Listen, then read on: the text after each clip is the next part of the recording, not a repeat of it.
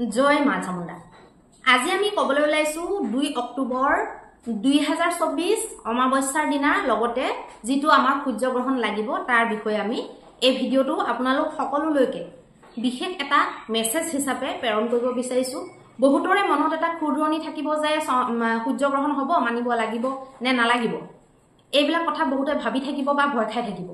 কিন্তু কথা হৈছে কি ইণ্ডিয়াত বা ভাৰতবৰ্ষত যেহেতু মান্য নহয় গতিকে আমি যিখিনি চুৱাচুতি নিয়ম নীতি সেইখিনি আমি মানিব নালাগে।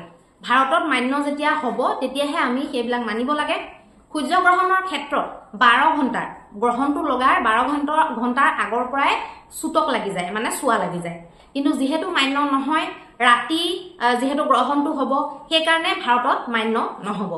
কিন্তু ভাৰতত দেখা পোৱা বা মান্য হোৱা নোহোৱাটো সেইটো এটা সুকীয়া কথা। কিন্তু মই আজি এই ভিডিওটোত বেলেগ এটা কথাহে ক'বলৈ ওলাইছো। কথাটো হৈছে কি আমি মানু নেমানো বা আমাৰ ভাৰতত দেখাৰ কাৰণে আমি মানিলো নেমানিলো সেইটো যদিও বা হয় সেইখিনি হয় নহয় বুলি কোৱা নাই। কিন্তু ৰাশিৰ ওপৰত যেটো প্ৰভাৱ সেইটো আমি ইণ্ডিয়াত দেখা পালেও পৰিব দেখা নাপালেও পৰিব। গতিকে কোন ৰাশিৰ কাৰণে অকনমান সাৱধান হ'বলগীয়া মই জাস্ট সেইটো কৈ দিওঁ।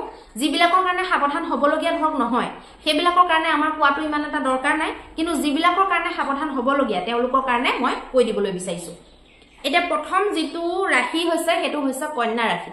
কন্যা ৰাশিতে যেহেতু গ্ৰহণটো লাগিব গতিকে কন্যা ৰাশিৰ জাতক আৰু জাতিকাসকল বহুত সাৱধান হ'ব লাগিব। কন্যা ৰাশিৰ কাৰণে কি অশুভতা হ'ব পাৰে সেইটোৰ বিষয়ে কৈ দিওঁ। আপোনালোকৰ মনত নিগেটিভ থিংকিং আপোনালোকৰ বাঢ়িব পাৰে। বেলেগৰ প্ৰতি এটা মানে বিশ্বাস নকৰা এটা যেটো মানুহৰ প্ৰতি কোনো বিশ্বাস নথকা যেটো এটা প্ৰবৃত্তি সেইটো আপোনালোকৰ ক্ষেত্ৰত জাগ্ৰত হ'ব পাৰে।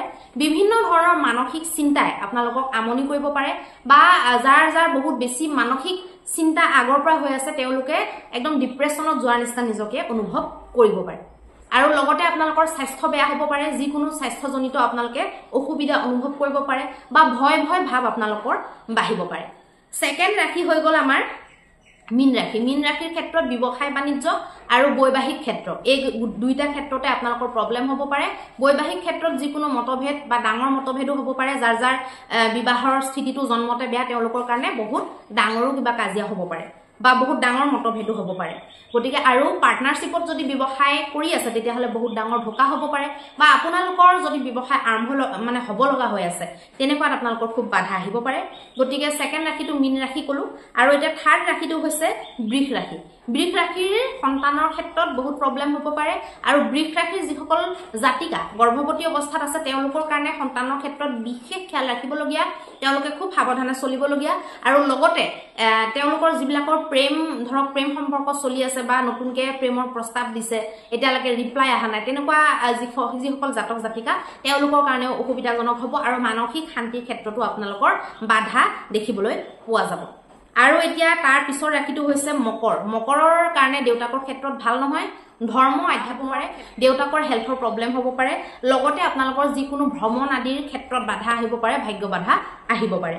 বৃশ্চিকৰ কাৰণে আকৌ লাভত বাধা আহিব পাৰে। কিবা যদি পইচা সোমাবলগীয়া আছিলে কিবা যদি বিশেষ লাভালাভ আপোনালোকে পাব লগা আছিলে এইকেইদিনত আপোনালোকৰ লাভত প্ৰব্লেম হৈ যাব পাৰে বাধা উৎপন্ন হৈ যাব পাৰে। লগতে আপোনালোকৰ অগ্ৰজৰ লগত মানে নিজৰকে ডাঙৰ যিবিলাক ৰিলেশ্যনশ্বিপ বা দাদা এনেকুৱা ধৰণৰ সেইবিলাকৰ লগত আপোনালোকৰ প্ৰব্লেম হ'ব পাৰে বা বছৰ লগতো প্ৰব্লেম হৈ যাব পাৰে। গতিকে এইকেইটা ৰাশিৰ কাৰণে খুব প্ৰব্লেম। আৰু লাষ্ট ৰাশি হৈছে মিথুন ৰাশিৰ কাৰণে ঘৰুৱা অশান্তি মাকৰ হেল্থ বেয়া হোৱা বা ধনৰ ক্ষেত্ৰত প্ৰব্লেম হ'ব পাৰে।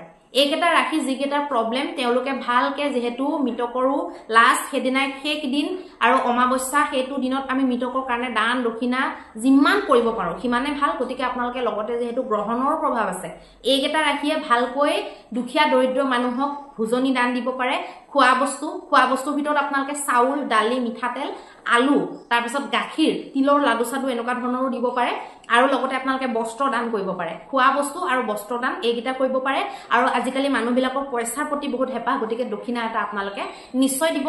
এইটো যদি আপোনালোকে কৰে মানে শস্যও হৈ গ'ল দুগ্ধও হৈ গ'ল এফালে আপোনাৰ চব্জিও হৈ গ'ল এফালে আপোনাৰ তেলো হৈ গ'ল আৰু যদি লগতে বস্ত্ৰও দি দিয়ে সম্পূৰ্ণ দান হিচাপে এইটো আপোনালোকৰ কাৰণে কাম কৰিব। এইকেইটা ৰাশিয়ে চব ৰাশিয়েতো দান দিবই লাগিব কিন্তু এইকেইটা ৰাখিয়ে স্পেশালি আপোনালোকে দান একদমে নেপাহৰিব দিব মিতকৰ মানে আশীৰ্বাদ পাবৰ কাৰণে আমাৰ পিতৃসকলৰ আশীৰ্বাদ পাবৰ কাৰণেটো কৰিবই লাগিব তাতে গ্ৰহণৰ এই সংযোগটো আপোনালোকৰ কাৰণে দানটো বহুত বেছি বেনিফিট দি দিব আৰু লগতে আপোনালোকৰ গ্ৰহণে যিখিনি প্ৰভাৱ দিব আপোনালোকক তাৰ বহুতখিনি মাইনাস কৰি দিব বা বহুতখিনি হ্ৰাস কৰাই দিব আপোনালোকে যদি ভালকে দানটো দিব পাৰে ভিডিওটো যদি ভাল লাগে লাইক কৰিব শেয়াৰ কৰিব ইউটিউবত আপোনালোকে চালে সাবস্ক্ৰাইব কৰিব আৰু ফেসবুকত যদি চাই আছে তেতিয়াহলে আপোনালোকে ফলো কৰিব ধন্যবাদ